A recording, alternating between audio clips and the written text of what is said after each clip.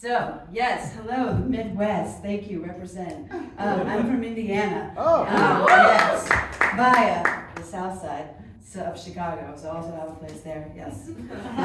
Anyway, yes, I'm Twist. I sometimes like intro myself as like your NB anarchist with a death wish.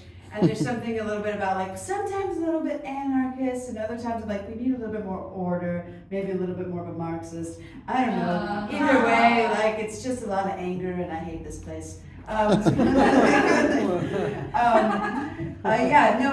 actually got my ass up into stand up here in the last like 6 months or so. I do have a bit of a performance background, but it was more of just like. My dad had this massive stroke, and so there was kind of this moment of just like, hey, you're not on this earth very long, get the fuck up and do what you decided, you wanted to do with your life. So, yeah, watching your father die will do some shit to your brain. Yeah.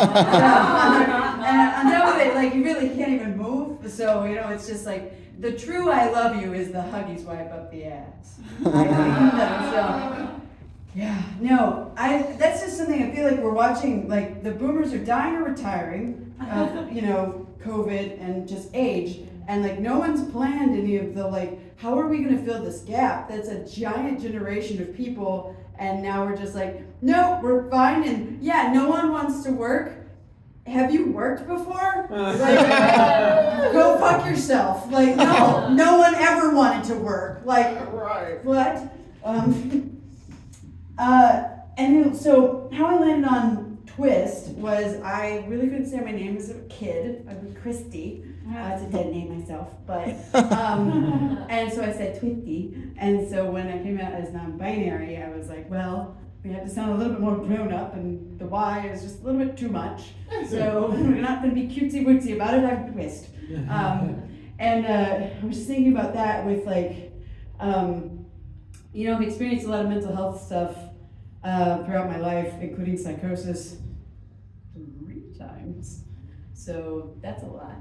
And I still think I'm probably processing 2020 a lot of times, because that was a pandemic, divorce, coming out, mother having dementia, job loss, breakup, and psychosis in 3 months.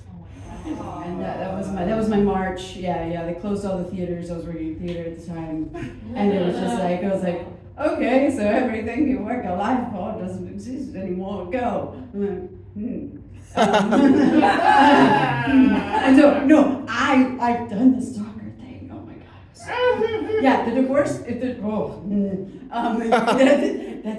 did a number on me. Yeah. So there's something about like I would say the first step with psychosis. Take the fire alarms down and make sure they're put into the drawers in the kitchen next to the stove, because they're definitely watching you. So every time the light goes off, you know that those cameras are on.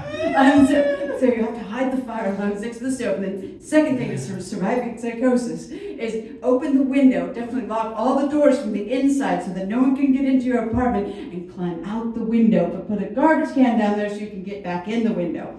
Because you're smart like that. and then to top it off, maybe you're still getting your ex's mail, and you're like, oh good, like, definitely wanted to receive that. But you know where he's living with some of your friends that you're like, they're not choosing sides, but they definitely did.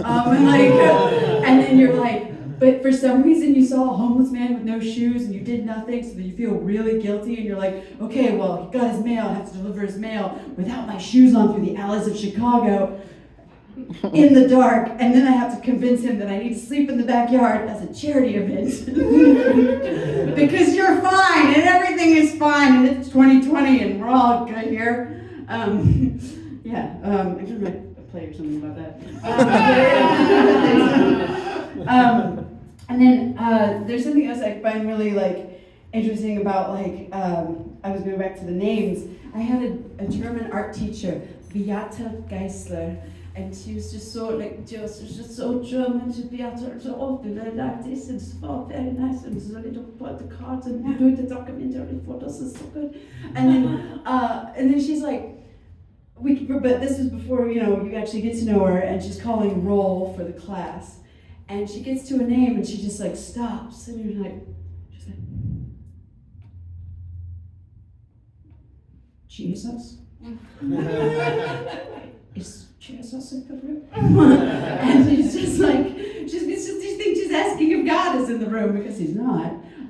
But she's definitely not had a Jesus before on the south side of Chicago at UIC. But yeah, that was Beata, and she was just so cute. But every time she would come across it, it was is Jesus here? No, like we're in church. I'm like, yes. And then I think we'll close up with this button of like, I always thought I was listening to metal music the other day, and I just kind of remember being like, oh my God, like, this is great, but like, this is just like really aggressively whiny white dudes. Like, you're at the top of the pecking order, what are you whining about? Thank you so much.